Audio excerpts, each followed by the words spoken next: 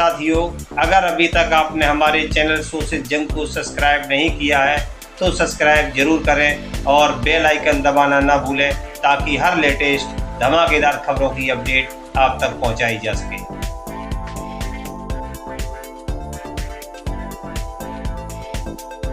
बिहार की राजधानी पटना से बुलंद हुई सामाजिक न्याय की आवाज। एकजुट हुए ओबीसी, एससी, एसटी, अल्पसंख्यक समाज के नेता। बीबीए गठबंधन के तत्वाधान में किया गया कार्यक्रम का आयोजन। 19 दिसंबर 2024 को किया गया national conference of social justice का आयोजन। पटना हाई कोर्ट के अधिवक्ता रामेश्वर ठाकुर और उनकी टीम के द्वारा किया गया कार्यक्रम का आयोजन।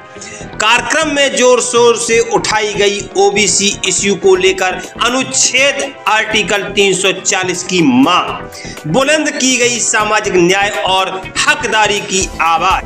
कार्यक्रम में उठाई गई राष्ट्रीय स्तर पर जातिगत जनगणना और कर्पूरी फार्मूला लागू करने की मांग।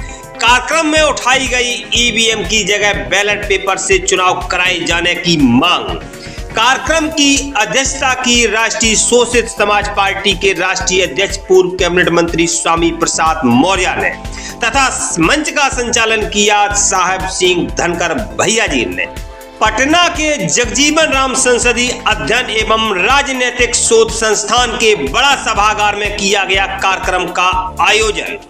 कार्यक्रम का शुभारंभ किया गया भारत रत्न जननायक कर्पूरी ठाकुर की प्रतिमा पर माल्यार्पण के साथ। इस अवसर पर बिहार की राजधानी पटना स्थित कर्पूरी ठाकुर संग्रहालय एवं शोध संस्थान की उपेक्षा को लेकर रोष व्यक्त किया। इस अवसर पर देश रत्न मार्ग पटना स्थित जननायक कर्पूरी ठाकुर स्मृति संग्रहालय ऐतिहासिक एवं पुरातात्विक शोध संस्थान के रूप में कला संस्कृति एवं युवा विभाग द्वारा शोध संस्थान के रूप में भवन निर्माण कराकर शोध संस्थान को संचालित कराए जाने की मांग को प्रमुखता से उठाया गया।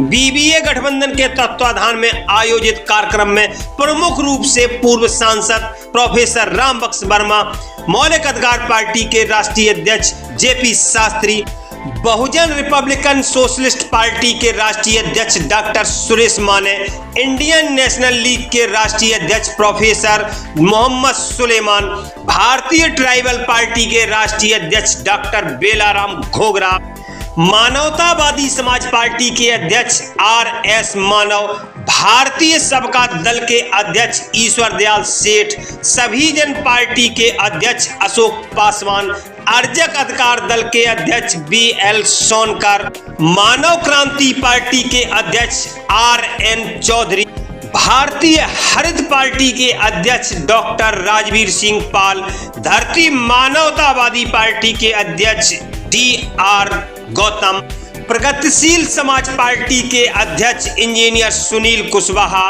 अखंड समाज पार्टी के अध्यक्ष अखिलेश सैनी, भारतीय सर्वजन विकास पार्टी के अध्यक्ष एडवोकेट अजय शर्मा, आदर्श संग्राम पार्टी के अध्यक्ष गौतम भारती, सर्वजन सेवा पार्टी के अध्यक्ष मोहम्मद सईद, भारतीय बहुजन कांग्रेस के अध्यक्ष विनोद नायक, राष्ट्रीय उदय पार्टी के अध्यक्ष बाबूराम पाल, राष्ट्रीय सार्थक पार्टी के अध्यक्ष पप्पू चौहान, मध्य प्रदेश से श्रीराम सेन, उत्तराखंड से कल्याण सिंह, झारखंड से गणेश ठाकुर, हरियाणा से वी.एन. ठाकुर, उत्तर प्रदेश से सतीश चंद्र नायक, दिल्ली से कामतालाल ठाकुर, बिहार से नीतू निषाद, मुद्रिका सिंह चंद्रवंशी, गुलाब चंद्र ठाकुर, सागर बोस, संजय कुमार मालाकार, प्रभुनाथ ठाकुर, ललन भगत, ब्रज किशोर ठाकुर, सीपू ठाकुर बलिया से अमरेश ठाकुर ने अपनी गर्मामय उपस्थिति दर्ज कराई। देखिए कार्यक्रम से जुड़ी शोषित जंग न्यूज की खास रिपोर्ट। इन लोगों का मैं आभार व्यक्त करता हूँ कि बिहार की धरती पर कर्पूरी जो 1952 से लेकर 1987 तक जो संघर्ष किए थे, आज उनकी को एहसास कराने के लिए आज मैं यहाँ इन लोगों के लाया हूँ। एक अपील करूंगा, एक सवाल करूंगा तमाम जो राष्ट्रीय पार्टी के जो बीबीए गठबंधन के साथी से यहाँ 13 करोड़ जनसंख्या टोटल 13 करोड़ 60 लाख है। और वो स्वामी प्रसाद मौर्य जी जो आज कह रहे हैं कि जाति के आधार पर प्रताड़ना हुआ, हत्या हो रहा है, बलात्कार हो रहा है, फिर भी आज उत्तर प्रदेश में जो पिछड़े के हाथों में, दलितों के हाथ में सत्ता थी, वो कौन से लोग हैं जो आज दुश्मन के जाके गोदी में बैठ गया? उनको यह एहसास नहीं, वो लात भी खा रहे हैं, जूते भी खा रहे हैं, फिर भी जा रहे हैं। क्यों? अगर से ये घटना 1990 से लेकर 2000 तक 24 तक जो समाजवादी पिछड़ो ओबीसी की सरकार कहने के लिए तो बनी, सारे लोग आए। अगर से 6 महीना के बाद बिहार में चुनाव का आगाज होने जा रहा है, होगा।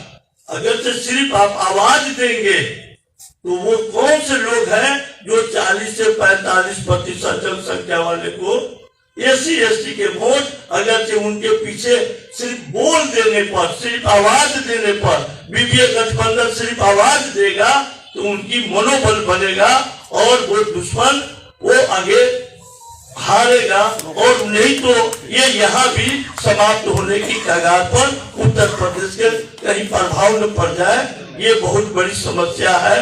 कानूनन लड़ाई फील्ड में हम लोग करेंगे। एक और सवाल है, वो आज ऐतिहासिक घटना है 1930-31 के जाति आधारित जनगणना। इतने दिनों के स्तर तक हमारा डाटा दोबारा कलेक्ट नहीं हुआ था, जिसके वजह से इनकी विकास हो पाए। वो कौन से वर्ग है? तो उस वर्ग के लिए सही डाटा 1930-31 के आधारित जाति आधारित जनगणना के मॉडल पर मैं अपील करूंगा मंच से कि हम जो भी हमको समय बचेगा उस पर हम यहाँ जाति आधारित जनगणना बीपीए गठबंधन के माध्यम से मैं आंदोलन को छेड़ूंगा। और आने वाला विधानसभा में आप लोग सिर्फ आवाज दे, पैसा मत दीजिए, कोई नहीं चाहेगा पैसा दीजिए। सिर्फ आप एससी एसटी जितने भी साथ संगठन वो 100 भी हो जाए, सारे लोग सिर्फ मनोबल बनाने का काम करेंगे और बिहार से ऐतिहासिक रिजल्ट या वो संगठन का प्रारूप पूरे भारत में जाएगा, ये मुझे पूर्ण विश्वास है।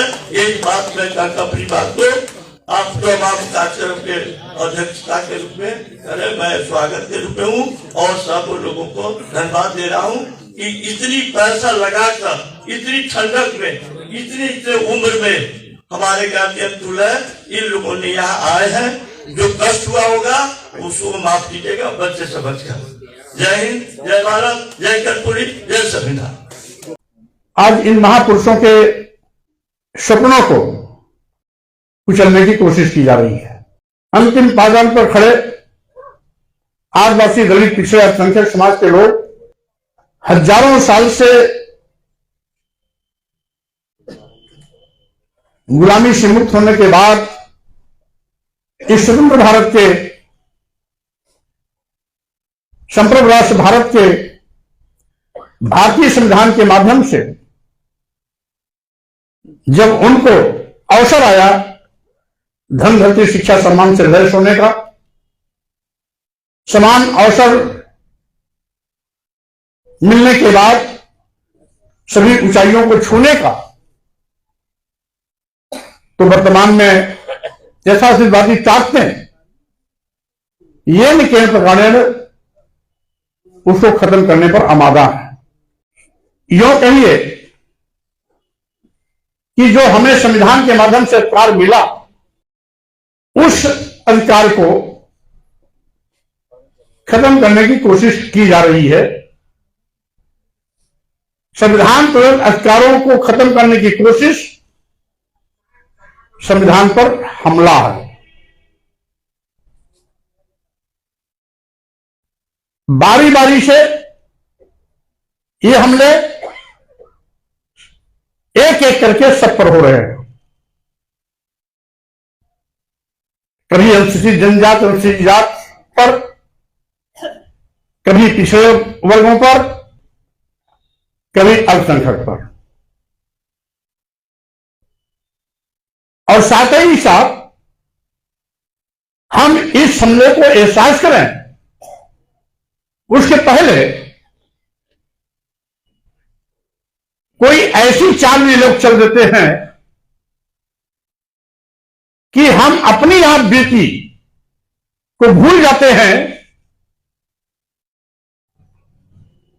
और हिंदू होने के भ्रम में हम अपने ही भाई अल्पसंख्यक समाज के सामने खड़ा होकर ताल ठोकते हैं और लड़ने के लिए आमादा हो जाते हैं। एससी एसटी ओबीसी जब से यथार्थवादी लोगों की सरकारें आई हैं, केंद्र में हो या प्रदेश में, से मनवादी व्यवस्था आज लागू हो रही है। आज मनवादी व्यवस्था लागू शुरू हो गई। जब से सरकार केंद्र में आई है या प्रदेश में डबल इंजन की इनकी सरकारें, जाति देखकर मुकदमा दर्ज होता है, जाति देखकर उत्पीड़न होता है, जाति देख करके दबंग लोग गोली मारते हैं, जाति देखकर आज तथाकथित उच्च वर्गीय हिंदू कहीं आदिवासियों के सिर पर पेशाब करता है तो कहीं दलितों के शरीर में मलमूत्र लेप कर अपनी शान बढ़ाता है। ये सरकार के संरक्षण में कभी एससी एसटी ओबीसी के नौजवानों को दबंग गोलियों से भून देते हैं। अगर वो एससी एसटी ओबीसी का है तो उसकी एफआईआर तक नहीं की जाती, न्याय मिलना तो बहुत दूर की बात है। क्या हो रहा है? क्यों नहीं हमारा इस पर दिमाग रहता? क्यों नहीं विश्व को की तरह से सोचते? जबकि सच तो यह है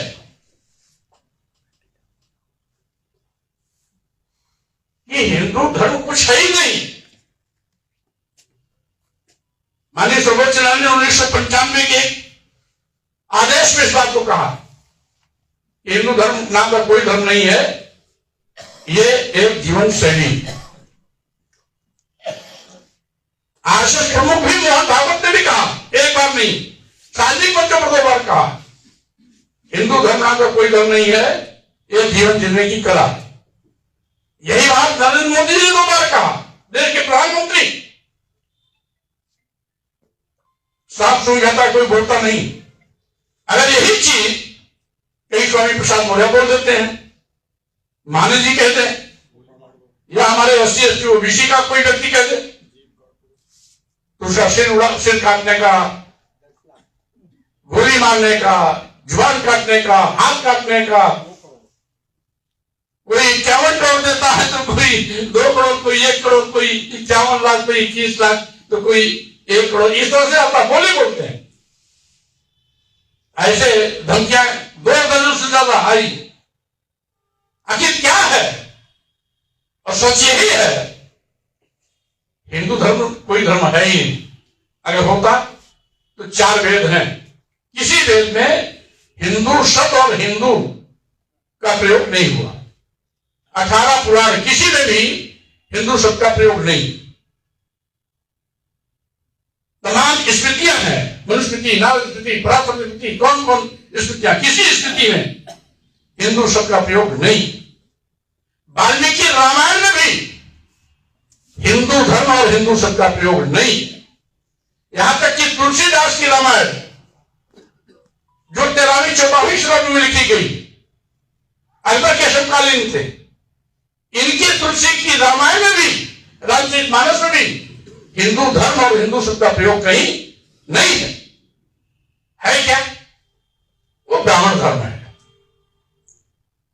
अगर सीधे इसको कह देंगे ब्राह्मण धर्म है तो 3% लोग अल्पसंख्यक में आ जाएंगे।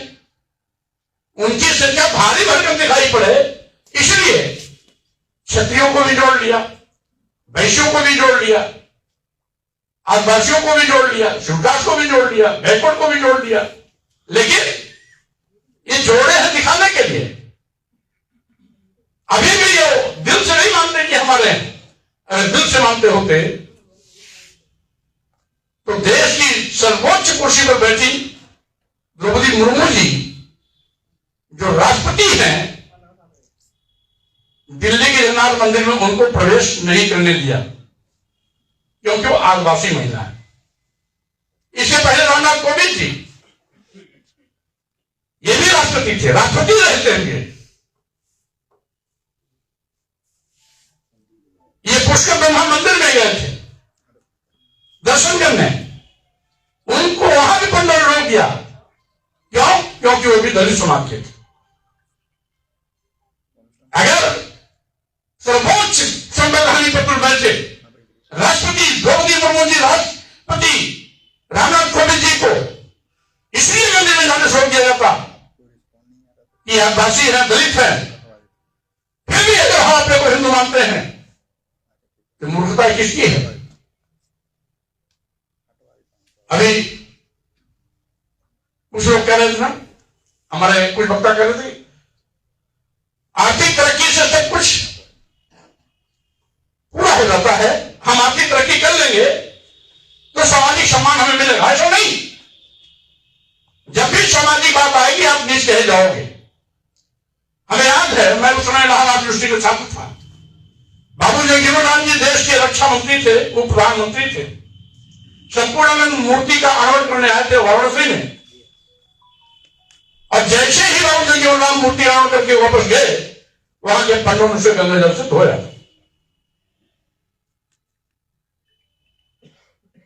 यही नहीं, अब उस समय बाबू जगजीवन राम जी इस देश के उच्च कोटि के नेताओं में शुमार थे और एक रक्षा मंत्री नहीं थे। उनकी जिंदगी का अधिकांश भाग केंद्र के मंत्री के रूप में ही बीता। केवल प्रधानमंत्री नहीं बन पाए थे, अन्यथा सारे पद उन्होंने बारी बारी से विभूषित किया था। लेकिन आर्थिक गुण से भी संपन्न थे, देश के बहुत बड़े राजनेता थे, पूरी जिंदगी राजनीति के शीर्षस्थ पदों पर बिताए, फिर भी दलित थे। बड़े पद पर होने के बावजूद भी, सक्षम होने के, हर चीज से सक्षम होने के बावजूद भी उस मूर्ति को धोया गया था। मैं उस समय विद्यार्थी था, देखा मैंने। आपके यहीं पर कर्पूरी ठाकुर जी, जिनकी धरती है, मुख्यमंत्री बने थे, नारा क्या लगा था बिहार में? कर्पूरी कर्पूरा हाथ में लेके हाथ में ले अस्तूरा, ऐसे करके कोई ना लगा। या ये क्या है? ये जातीय अपमान नहीं है। मुख्यमंत्री बनने के बाद भी अगर ये नारा लगा तो क्यों जातीय अपमान?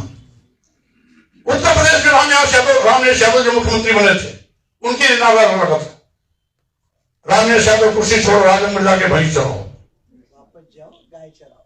हाँ, वो भैंस चढ़ाओ।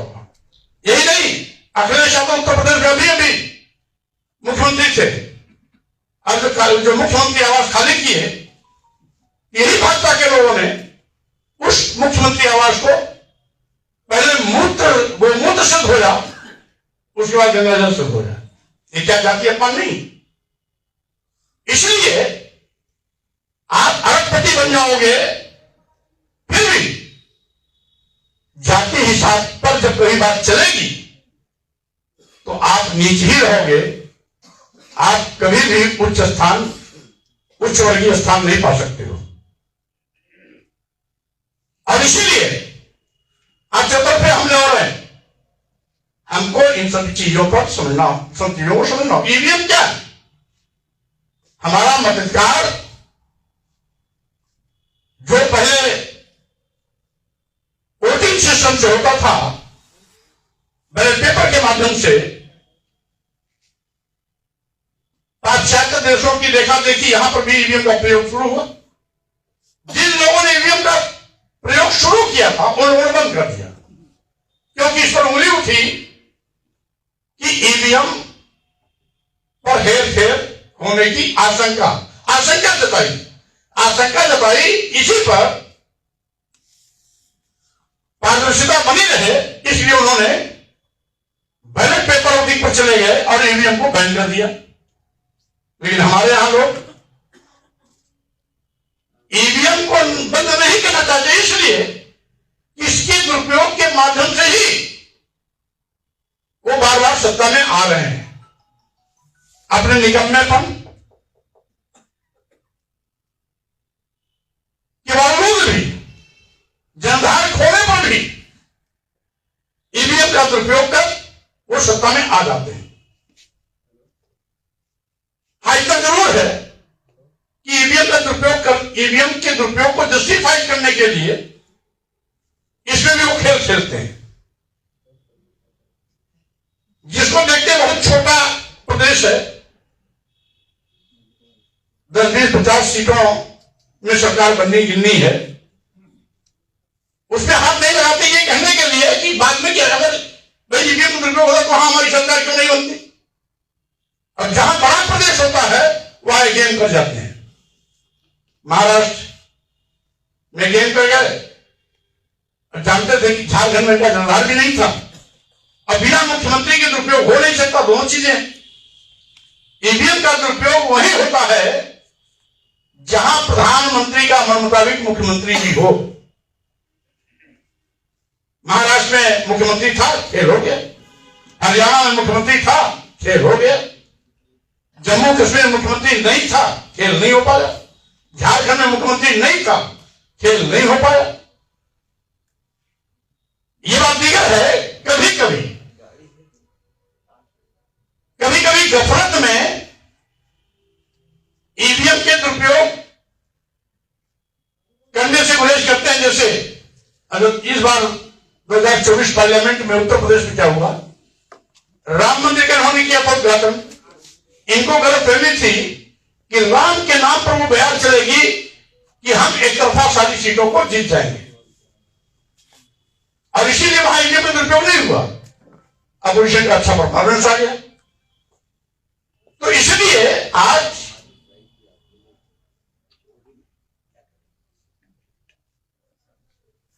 अगर निकल जाए फ्लाइट निकल जाए, तो इसे साथियों मैं आपसे कहना चाहता हूं कि आज ईवीएम का दुरुपयोग का मतलब हमारे वोट के आधार पर डकैती, हमारा जो संवैधानिक अधिकार वोटिंग का है उस पर डकैती।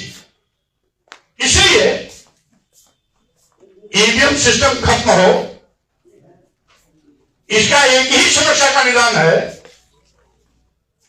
क्योंकि ये 100% जो उसका पेपर आता है, क्या नाम, पेपर, उसको 100% कभी काउंट नहीं कराएंगे। तो उसकी एक ही मांग है कि ईवीएम मशीन सिस्टम ही खत्म करो, बैलेट पेपर वोटिंग फॉलो करो।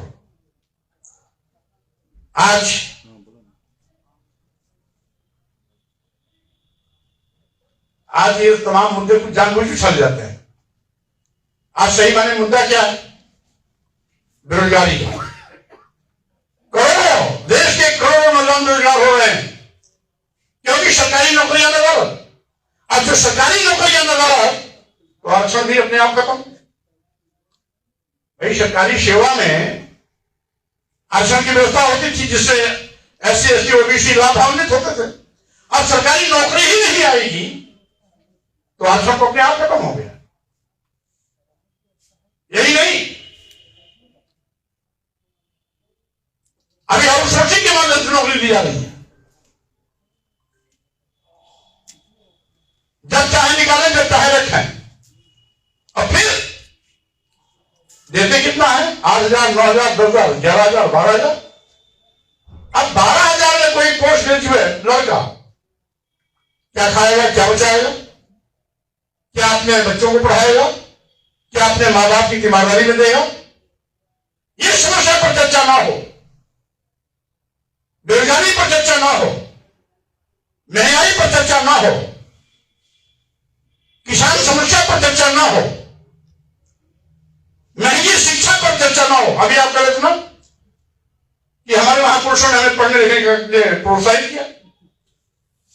ये बुद्ध की धरती है, बुद्ध ने भी कहा था अपदीपोग हो, अपना प्रकाश आपसे जब तभी संभव है जब आप अच्छी तरह शिक्षित होंगे। बाबा साहब डॉक्टर अम्बेडकर ने भी कहा था शिक्षित बनो, संगठित हो, संघर्ष करो। उन्होंने भी शिक्षा के हमें प्रेरित किया, प्रेरणा दी। जिसमें फुले जी ने भी कहा था कि शिक्षा के अभाव में मति मारी गई, मति के अभाव में वृत्त मारा गया, और वृत्त के अभाव में वृत्त मारा गया, वृत्त के अभाव में गति मारी गई। नतीजा है कि हम विकास में पीछे हो गए और पिछड़े हो गए। यहां तक कि कुरान में इस बात की एक आयत है, उसमें मोहम्मद साहब ने कहा है, इल्म लेने के लिए तुम्हें चीन भी जाना पड़े। मुसलमानों ने कहा था, इल्म लेने के लिए तुम्हें चीन भी जाना पड़े तो चले जाना, लेकिन इल्म जरूर लेना। यानी हमारे महापुरुषों ने, सभी ने शिक्षा के प्रति हमें आगाह किया।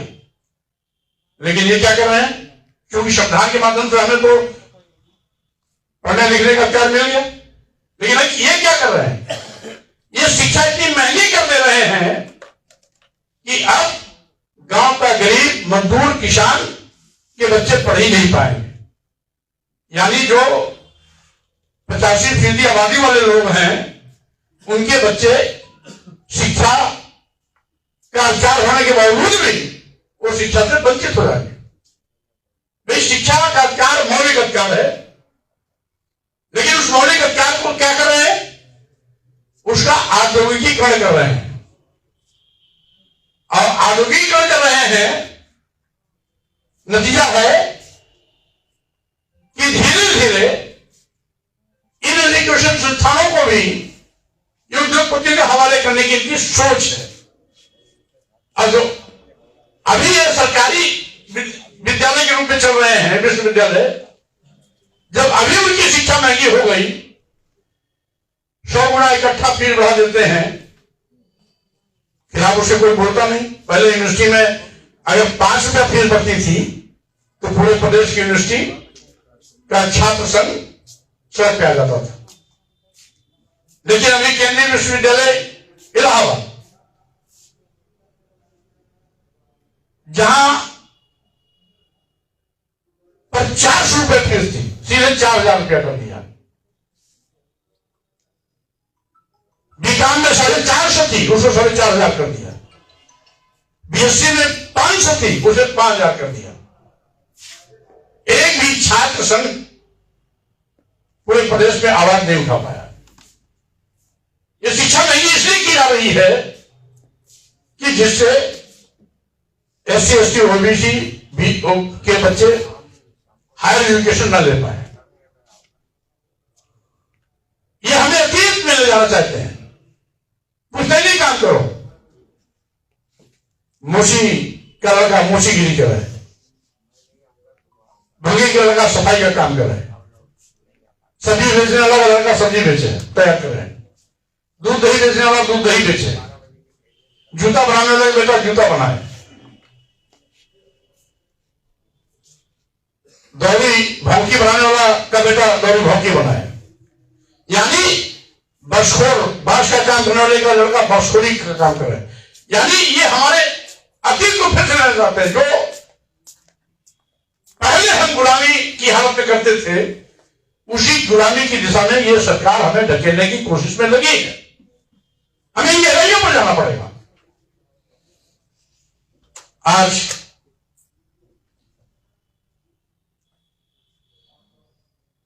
पहले तो हिंदू मुस्लिम चलता था, अब क्या चलने लगा, मस्जिद और मंदिर। क्या है, ये मूलभूत समस्याओं पर चर्चा न हो, ध्यान भटकाने के लिए इनका हथकंडा।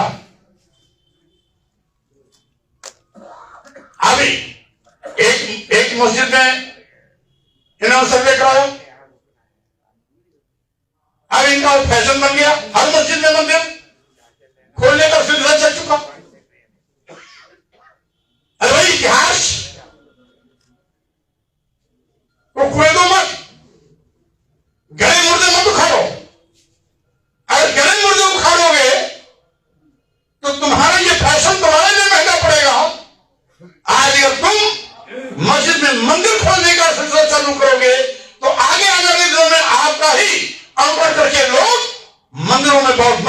लागू करेंगे तब जाकर के आपको ये लगेगा कि आपने जो नया फैसला शुरू किया ये आपके लिए भारी पड़ गया। इस सत्र से बात आना चाहिए। ये केवल तिक्रम क्या है कि एससी एसटी ओबीसी को इनको हिंदू मुस्लिम और मस्जिद मंदिर में फंसा के रखो, ये संविधान की चिंता ना करें, अपने बेटे बेटियों के अवसर की चिंता ना करें, अपने बच्चों की पढ़ाई की चिंता ना करें। 5 किलो 10 किलो चावल में मस्त रहे, हमारा जिंदाबाद बोले और फिर से गुलामी की जिंदगी जीने के लिए मजबूर हो। इस सोच को हमें समझना होगा। साथियों, अभी आप जानते हैं इस देश में इसी जातीय उत्पीड़न से बचने के लिए कभी हमारे ही लोग एससी एसटी ओबीसी के लोग ईसाई बने, मुस्लिम बने, गुरु नानक जी ने सिख धर्म में जात के ऐसी सम्मान स्वाभिमान के लिए बहुत पहले अतीत में इस देश में बौद्ध धर्म था, जैन धर्म था, लेकिन ये ब्राह्मण धर्म जिसको हिंदू धर्म के रूप में परिभाषित करते हैं, ये लोग बहुत दूर की कौड़ी खेल रहे हैं, उससे हमें सावधान रहना चाहिए। जब पिट गए, मैंने कई बार इस पर प्रहार किया, हिंदू धर्म पर जवाब देने में यथार्थवादी ताकतें फेल हो गई, तब इसको सनातन करने लगे।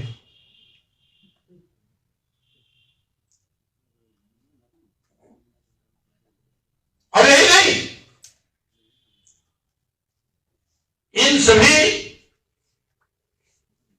बिंदुओं पर हमें न केवल समझना है बल्कि अपने अन्य भाइयों को भी समझाने के लिए अपने अपने स्तर से अभियान चलाना है।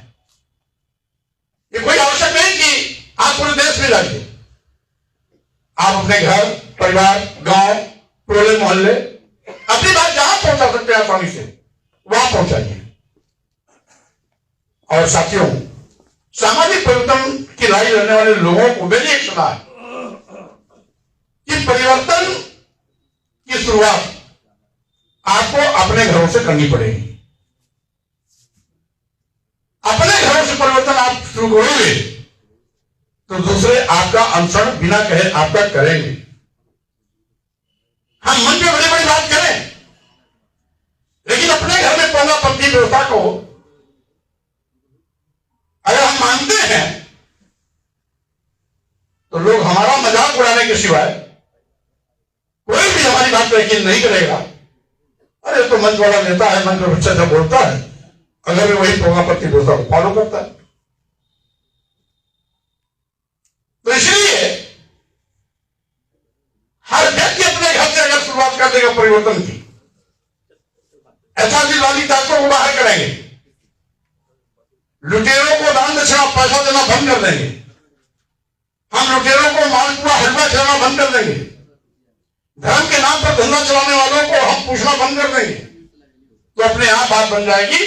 और इसकी शुरुआत आपको अपने घरों से करनी पड़ेगी। साथियों, हम कोई ब्राह्मण की विरोधी नहीं, लेकिन उस व्यवस्था की विरोधी जरूर है जो व्यवस्था हमको नीच कहती है, धर्म के नाम पर हमें नीच कहती है, अधम कहती है, सम्मान देने से परहेज करती है, अपमान करने के लिए प्रेरित करती है, जात-सूचक शब्दों का प्रयोग करके हमें गाली देती है। जो हमें गाली देता हो, हमें अपमान की बात करता हो, वो हमारा धर्म नहीं हो सकता। और इसीलिए भारतीय संविधान ने वो सब कुछ मुझे दिया, हमें दिया, जो हजारों साल तक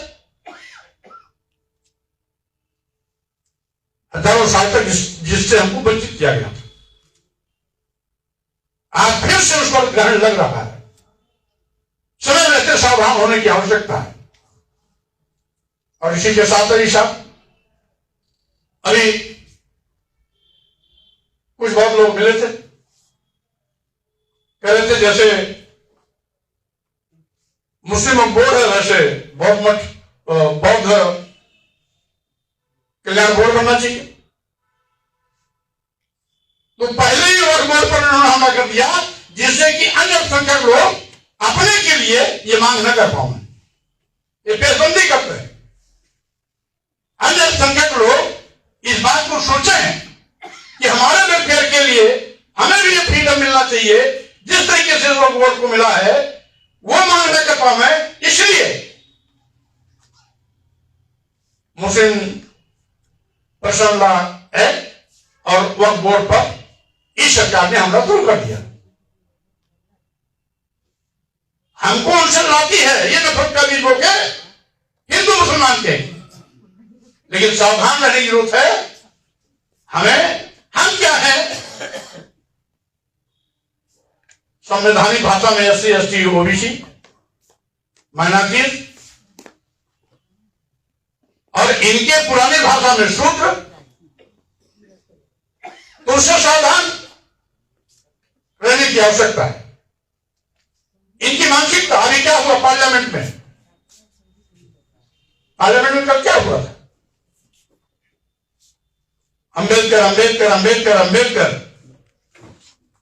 जितनी बार रखते हो, अगर इतनी बार भगवान को रखते तो शायद स्वर्ग मिल जाता। क्या है ये सीधे सीधे हमारे महापुरुषों का अपमान है। और साथ ही साथ इनके मन में क्या है, इसी बहाने वो बाहर भी आ गया। कहेंगे सबका साथ, सबका विश्वास, सबका विकास, और मन में क्या है, जहर बोया हुआ है। जो डॉक्टर अंबेडकर को नहीं दे सकता, भारतीय संविधान निर्माता को सम्मान नहीं दे सकता, वो हमें आपको सम्मान देगा क्या? ये जो SC ST OBC के नाम पर सत्ता पक्ष में भाजपा और सत्ता पक्ष में सांसद विधायक बैठे हैं ना, इनकी हैसियत गुलाम से ज्यादा कुछ नहीं। ये गुलाम है। जैसे लोग पहले अपने हवाई चरवाहे को MP MLA बना लेते थे, ठीक उसी तरीके से ये गुलाम है। इनकी कौम को काट दिया जाएगा, ये उप भी नहीं करेंगे। इससे उम्मीद मत करना। गुलाम होता है, गुलाम रहते समाज में नहीं रह सकता है। इसलिए डॉक्टर अंबेडकर ने कहा था, गुलामों को गुलामी का एहसास करा दो, गुलामी की जिंदगी को खुद तोड़ देगा। हमें एहसास कराने का प्रयत्न करना चाहिए। गुलाम को गुलामी का एहसास करना चाहिए, क्योंकि आज नहीं तो कल हो सकता है उसको स्वाभिमान देख जाए, ताज ठोक करके वो जंजीर को तोड़ करके आपकी जमात में खड़ा हो जाए। अरे हम जमात गुलामी की एहसास भी नहीं कराएंगे तो सत्ता सुख हो ही रहा है। वो तो गुलाम बनकर के अपनी कौम को लूटने, रौंदने, काटने पीटने काम करता ही रहेगा। इसलिए हमें गुलामों को गुलामी का एहसास भी कराना है, कोशिश करनी है उसका स्वाभिमान जगह आपकी जमात के साथ खड़ा हो।